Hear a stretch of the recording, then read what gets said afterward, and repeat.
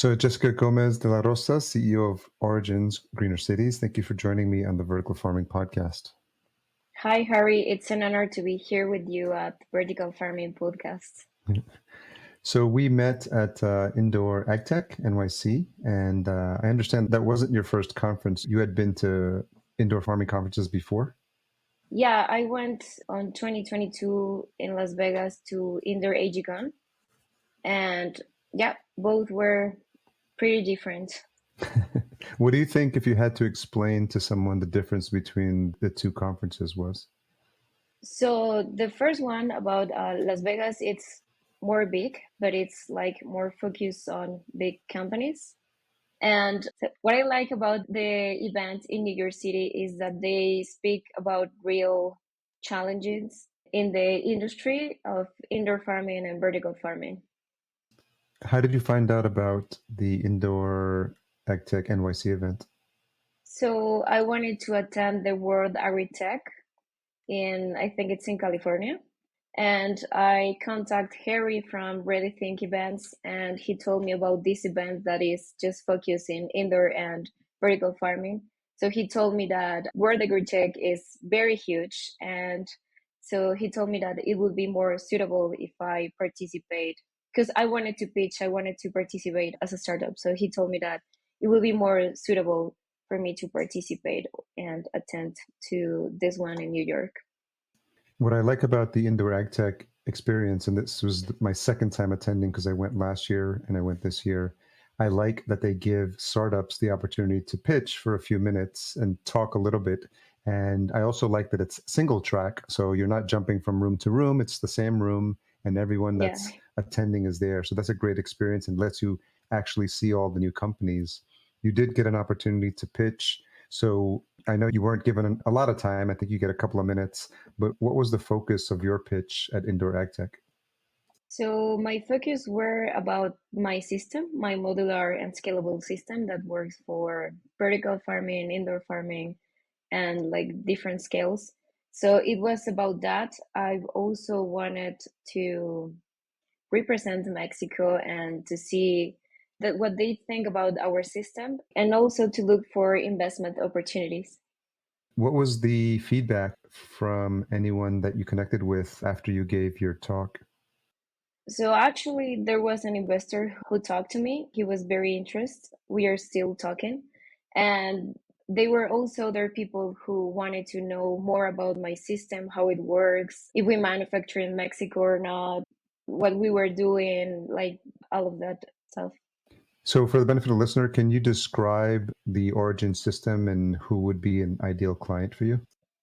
Okay, so VPOT is actually like a pot. It works like a Lego. It's modular, it's scalable, and it can be adapted to different spaces for growing and producing food almost everywhere, indoors, outdoors, vertically. And our system works for soil, substrate, and also for as a hydroponic system. So it's basically a pot that where you can grow food, especially green leafy greens, like different varieties of lettuce, rucola, basil, rainbow chard. Yeah, How long have you been working on this project? like 2 years, almost a little bit more. And naturally, because this is obviously a growing industry, not a lot of people went to college to study vertical farming, and I don't think that you did either. So, can you talk a little bit about your background prior to starting Origins? Sure. So the path somehow led me to what I want. So I studied environmental and spaces designer. That is like a mix of design, architecture, urbanism, and landscaping. And so the story is that I've always wanted to be involved in something that can make an impact in environmental and social impact. And I was going to like explore the world of landscaping and urban farming. And somehow my current partners invited me to this project where we started doing green walls and vertical gardens. And then in the process, we find out that our system is very functional and that we can change the irrigation system. So we did our hydroponic version. So it is the same design, but can also work for hydroponic and drip irrigation system. So somehow I'm doing what I wanted to do. It's not urban farming, but I'm in the innovation industry and I'm doing both greenwells and hydroponic. Can you talk a little bit about those first early days as you were moving from this concept of creating the green walls and obviously with your passion for landscapes and urban farms? What was the experience you had when you started to realize that you could actually grow crops with your system? Oh, it was very surprising, actually. And it was very surprising because here at Mexico, there is no information about vertical and indoor farming. The information that you can find is in English, or you can go with Carla Garcia from North Americas, Mexico. I call her the guru of indoor and vertical farming here at Mexico. I think she doesn't know that. But so, yeah, when we started, we didn't know about Carla Garcia actually. Where we started, we start researching, like doing some tryouts, and it was very exciting. We didn't know what we were doing. Like, yeah, I mean, you know that the world of vertical and indoor farming, it's a big world. I'm still learning. And so, yeah, back then when we have our first hydroponic system, we did like a course with Carla Garcia. We met her in that course here at our city in León, Guanajuato. And we invite her to make that course here at León so that she can tell us about our system, so that if she can approve our system or not. Yeah. So she told us that she liked our system. She gave us a little bit of like some comments and some changes about our irrigation system. We make those like about 2 years ago, a little bit more. And yeah, now it works perfectly. And I mean, we're still doing some changes to optimize and to have a better system, but yeah, it's validated. What were some of the changes or what was some of the guidance that she provided that was helpful for you? So one of the changes that she told us were about the lamps and the lightning. Also, so we didn't know that the lamps were supposed to be at some point and distant and everything at that time.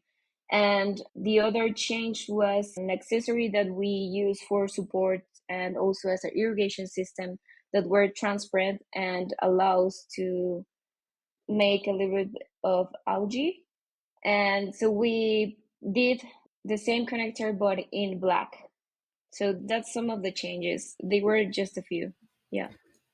I think what was interesting when we spoke was that the design is different than what we've seen before. And you mentioned VPOT, and sometimes people may not know what that is, but that actually is VPOT.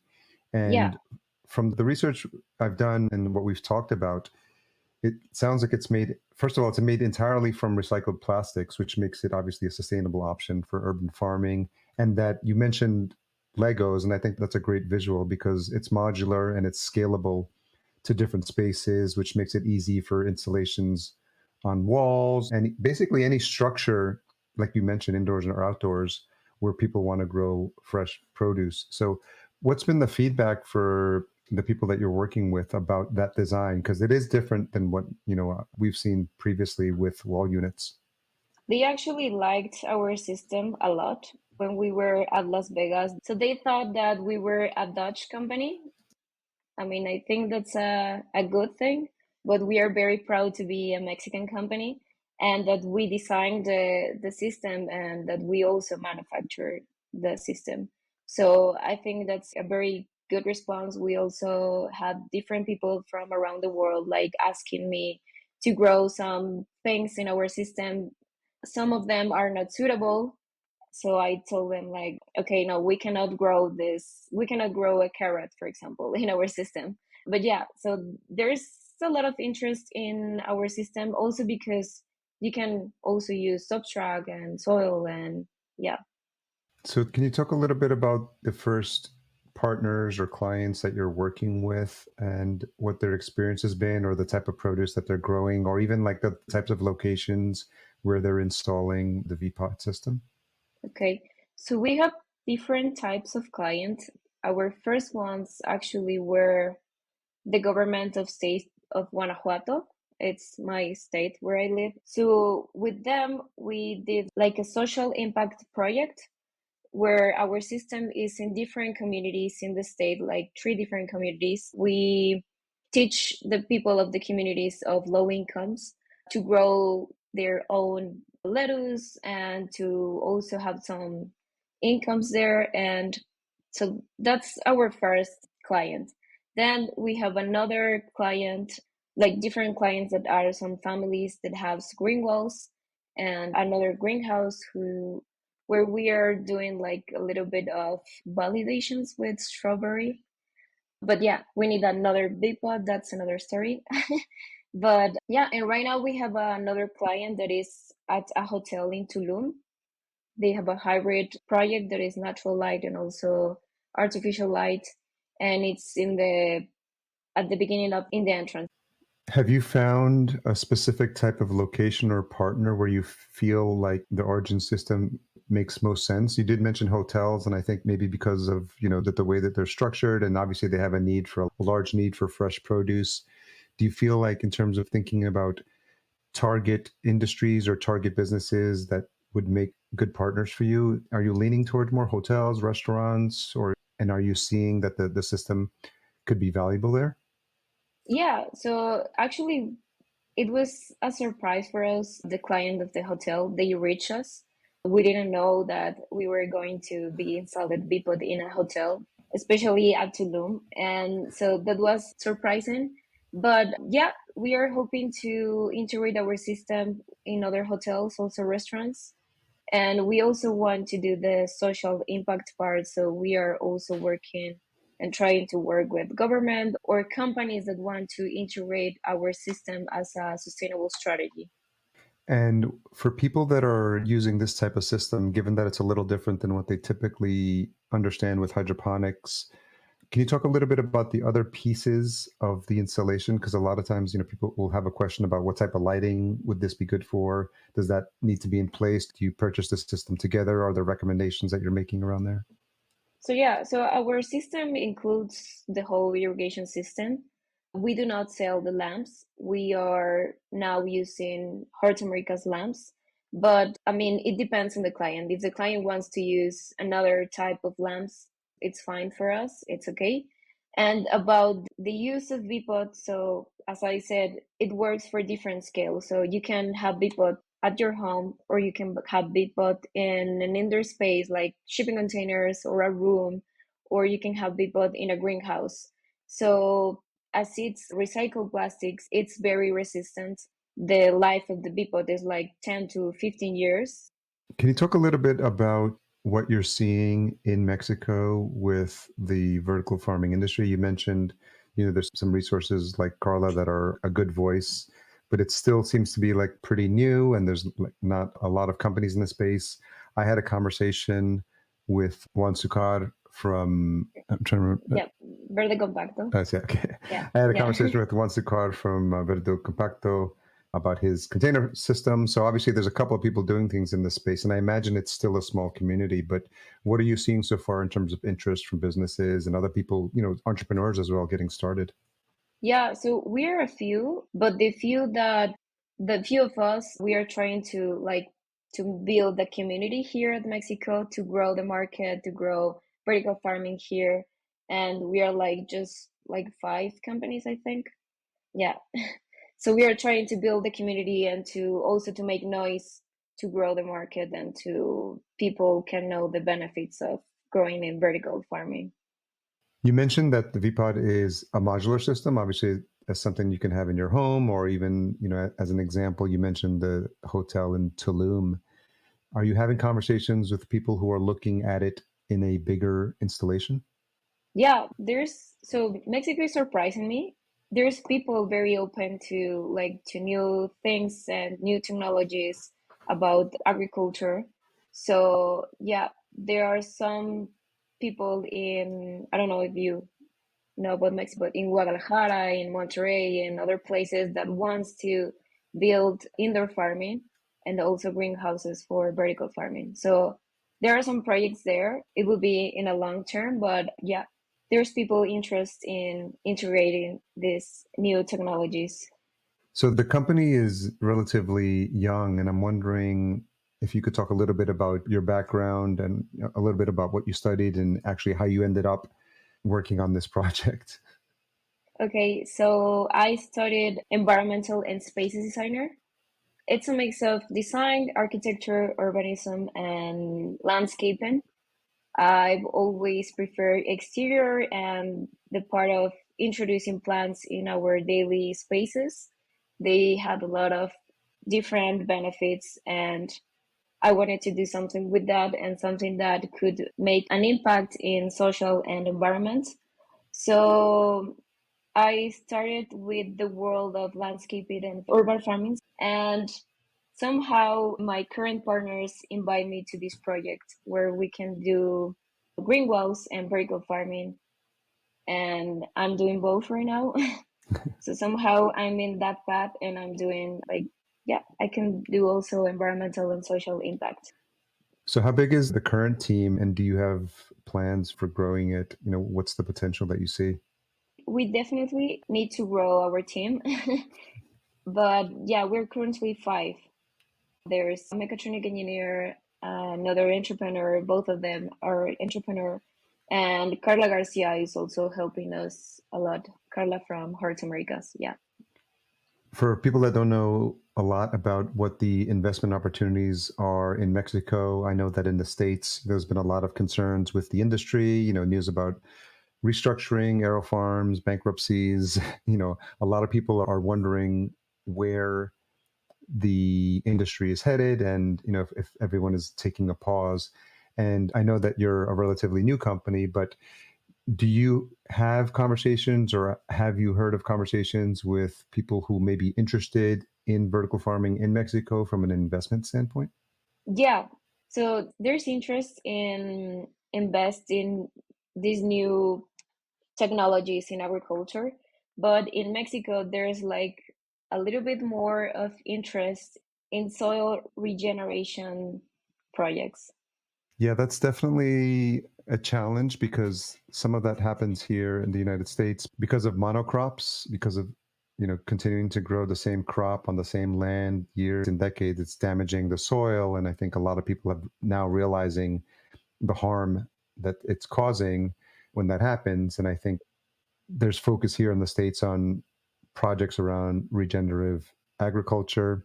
And so there, I can see how that would be an interest there as well. Do you think that in Mexico, part of it is educating people about indoor farming? Because I know here, even for myself, when I started this podcast, I would go to the supermarket and I would not pay attention to the lettuce, where it's coming from. And most of it, obviously, in the States comes from California. 90% of it. And so I'm wondering, if you see some of the same challenges there, because ultimately, if people don't understand the difference between something that's grown hydroponically and locally, they're just going to keep buying the same products, without thinking where their produce is coming from. Yeah, for sure. Some of the reasons is because they do not know about like the benefits of, because they do not know about hydroponics. Like they do not know what's hydroponic. That's like the first thing. But yeah, I think that when the investors and people start knowing about the benefits and starts to know about the environmental and social and about food security, they will be more curious and they will be like open to integrate this kind of agriculture. I think the biggest test sometimes with these types of projects is if you're able to explain vertical farming to like your family and your friends, because that's something that I've come across as well. Because, I tell people about the show and I tell people about vertical farming and they have this like look in their face like they don't exactly understand. And I'm wondering Yeah. what that experience has been like for you. The same, but I've also involved my family in what I'm doing because I also bring some of the VPOTs and our system here at home. So they are a little bit involved and not as much as me. They know about hydroponic, they know about some of the parameters and measures that you need to do, but just that. When you think about the opportunities for Origins and different markets where you think the system would be a good fit, What do you think are going to be some of the challenges for you in getting the word out and letting people know? Do you feel like it's maybe just getting to more conferences and demoing the system for people? Is that providing value, or other opportunities that you can think of that would be helpful for you to get the word out? That's a good question. So yeah, I mean, it would depend, but so I think it's a challenge, but it's also opportunity for us to open a new market, or this market of vertical and indoor farming here at Mexico. I think what we need to do is like noise, as I said, the few that we are here at Mexico in vertical farming, we are like trying to create or build a community to make noise and to make people know about the benefits. So that's like one way. I also try to go to events that are of agriculture, and we also are going to launch our hydroponic kit for homes. So I think that will be also an opportunity for us to make noise and to make people know about how you can grow food in hydroponic and in a sustainable way and produce fresh food.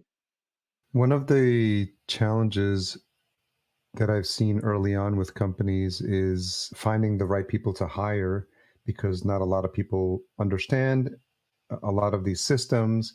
And what I'm seeing and what I'm hearing in these conversations is that sometimes people don't really need to know specifically about a technology. I think what's more important is for them to have a passion and to be Yeah. excited and to want to learn. And maybe they don't understand hydroponics, but because they see what you're doing, they see what's happening in Mexico, and they see, that this is an industry that's growing, that hopefully that they can work with you, and maybe as an intern or maybe part-time. Are you seeing more of an interest in a younger generation in terms of people at least paying attention to topics like hydroponics and vertical farming?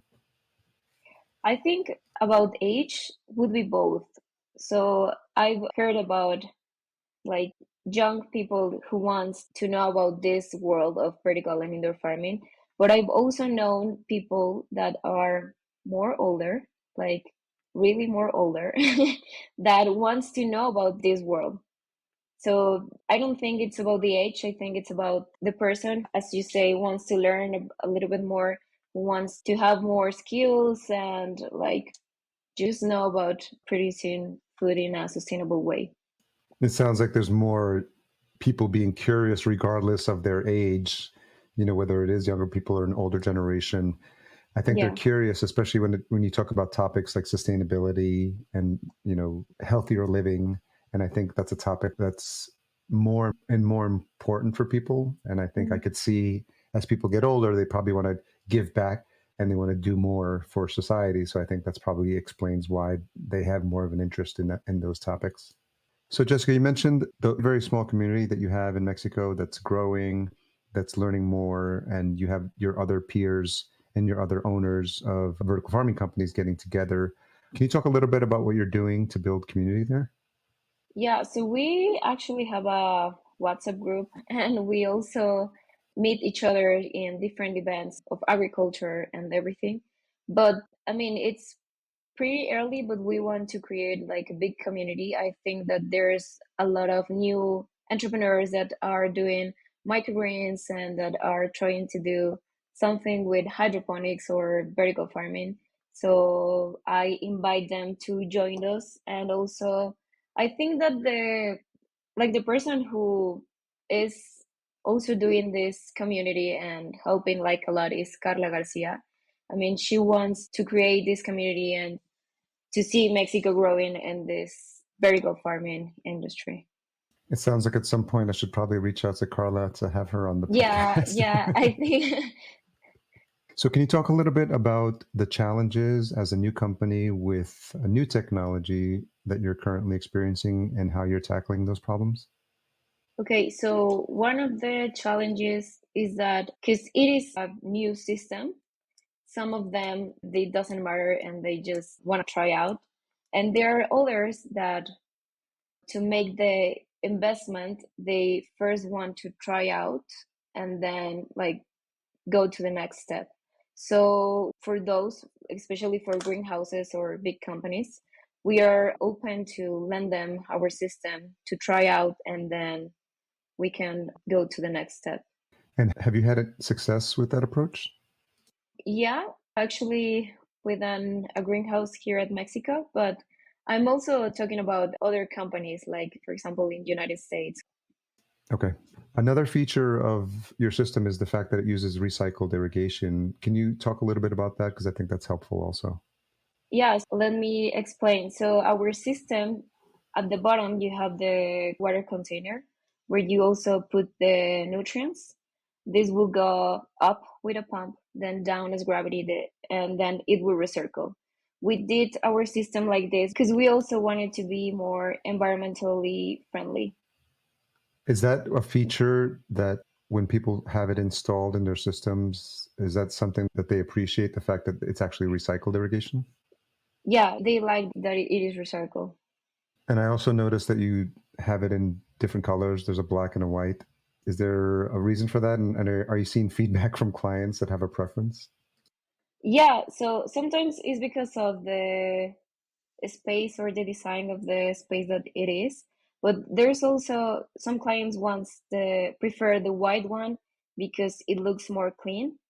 But some clients prefer the black one because they find out that it works better in some places because of the temperature, or also because it won't generate algae or like that kind of stuff. Our system does not generate like a lot of algae, but I mean it's less from other systems. But with the black one, it produced less. Okay. So it seems like you had a great experience at Indoor AgTech. Do you have plans to be attending any more indoor farming conferences, either in the States or in Mexico? Internationally, not right now, but here at Mexico, there is a big event of agriculture that it's called Expo Agroalimentaria in Guanajuato. It's a big one where you can see lots of agriculture products, and also you can do the tour of greenhouses with high technology and also using hydroponics and different kind of technology. I Go think ahead. this year they're going to put like a hold of innovation and technology. Right now, about the vertical farming and indoor farming, it's just me, Origeen, and vertical compact also.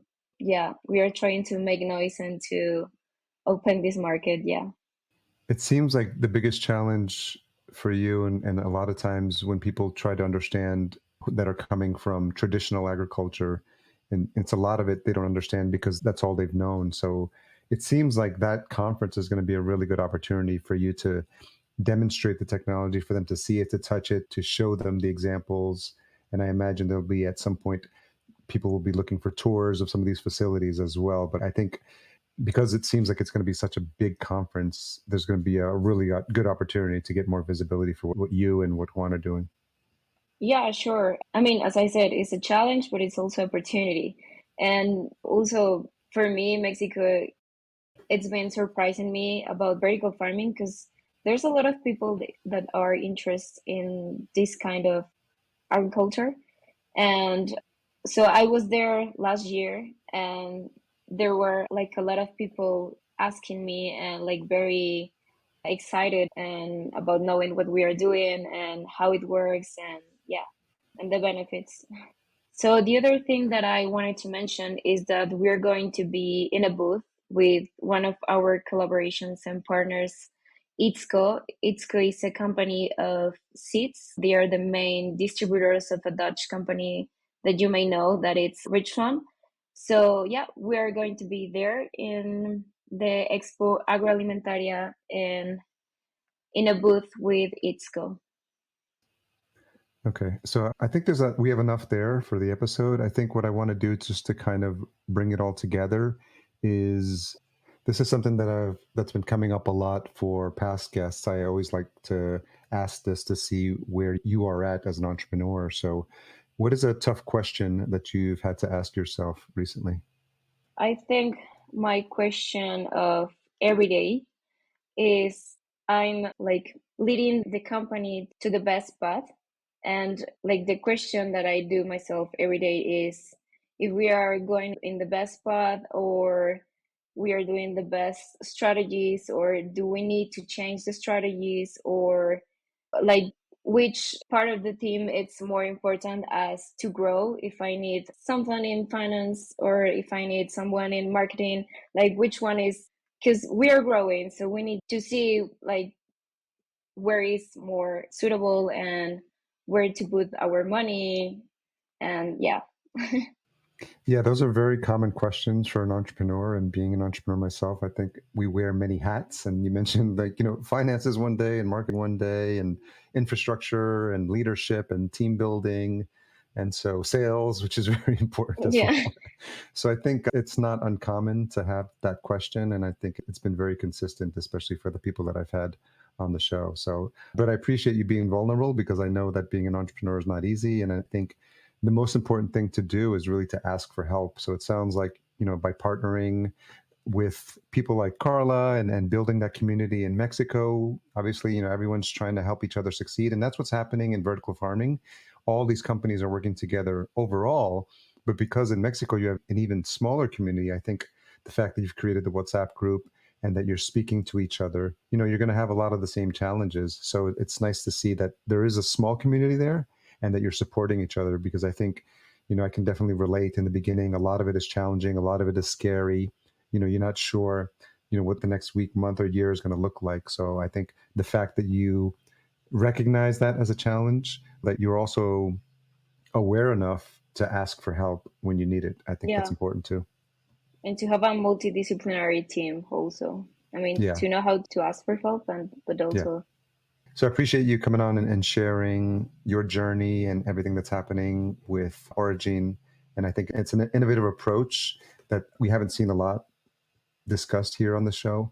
I also want to give you an opportunity, and I know that you got to connect with some of your startups at Indoor AgTech, but I also want to leave space here, and I've been doing this at the end of these conversations. Is there anything that you have in terms of a message for your peers, for your colleagues in the vertical farming industry? Yeah, sure. So I will ask them or invite them to be more open about new technologies. I mean, not just the vertical farming industry. I would say that to people, to be more open to new technologies, especially in agriculture. I mean, since the beginning, we have found other tools, other technologies, and I mean, this is just a new one. And just be open to try out and be open to also help startups and entrepreneurs, and so that we can grow this market and this industry.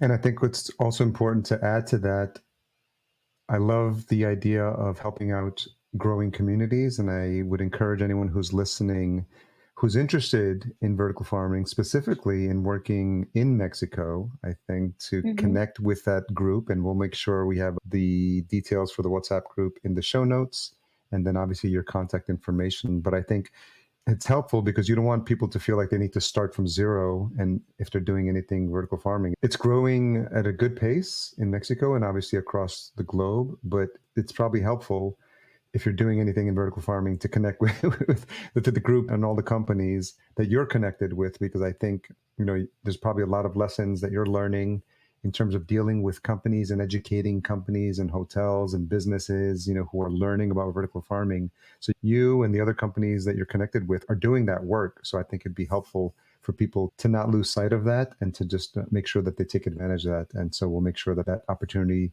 is there, and people can connect and reach out to you. Yeah, I think the best way to grow this community is helping each other. And yeah, just grow the community, and please feel free to reach me out. And also Carla Garcia, and there's also Leo from Karma Verde Fresh. I mean, we are few, but we are trying to create a community. And I mean, there's clients everywhere, so, and for all, so it doesn't matter. Yeah. Yeah, I think the common message that I've heard across these conversations is that here in the States, in English, they call this an all hands on deck moment. So, meaning like it's an important time, and all hands on deck is like on the boat, like get everyone on the deck, on the top of the boat, because like we need everybody. We need everyone to do this. And a lot of times, you see that there's a lot of companies and services that maybe compete with each other, in quotes. I'm using quotes if you're listening. And a lot of times, people say, like, I don't want to tell people like my secrets, or I don't want to share what I'm doing. But I think the bigger picture is that across the world and across the globe, we're seeing these challenges about local food systems being impacted and supply chains being impacted and people not having access to fresh food and having to ship food thousands and thousands of miles across the country to get to your plate. And we all know that's not sustainable. And I think we're all on the same mission together. So just kind of to echo what you just said, like, even if you think there's crossover, or if you think you're doing the same thing, there's no harm in having a conversation, seeing what's working Yeah. for you, seeing, the challenge that you're having in Mexico and how they're different than what's being experienced in Holland, in the States, in the, Middle East. Everywhere you go, everyone's got specific challenges, but we're all sort of trying to solve the same problem. So I think the more of these conversations that we have, the better. So I agree with you. En México decimos hay para todos. Yes, there's enough for everyone. Perfect. I love that. Yeah. So the best place for people to learn more is the website origeen.com.mx. We'll make sure we have the link in the show notes. Is there any other place you want people to reach out to connect with you and learn more? There's also Instagram and LinkedIn. Okay, and we'll make sure that we have links to those profiles in the show notes as well. So, Jessica, thank you. I'm always excited when I go to these conferences to learn more about what's happening in the startup space, to meet some of my past guests. And now that next time we meet, you'll fit that qualification. I appreciate you taking the time and coming on the show. I know sometimes it can be a bit of a challenge to communicate this type of technology through a podcast conversation, but I would encourage people to learn more, to visit the site. And I think what's happening in the space is really exciting. And I think there's different opportunities to solve this problem using different methods. And so it's always exciting to see companies trying new things in the space. And I think what you're doing is really interesting and innovative. And I'm excited to watch your journey as well. So thank you for taking the time to come on the show. Thank you so much, Harry, for the invitation. I really enjoyed this podcast, and I also enjoyed the interview. And you asked me really good questions that I might think. And yeah, thank you so much. Okay, take care.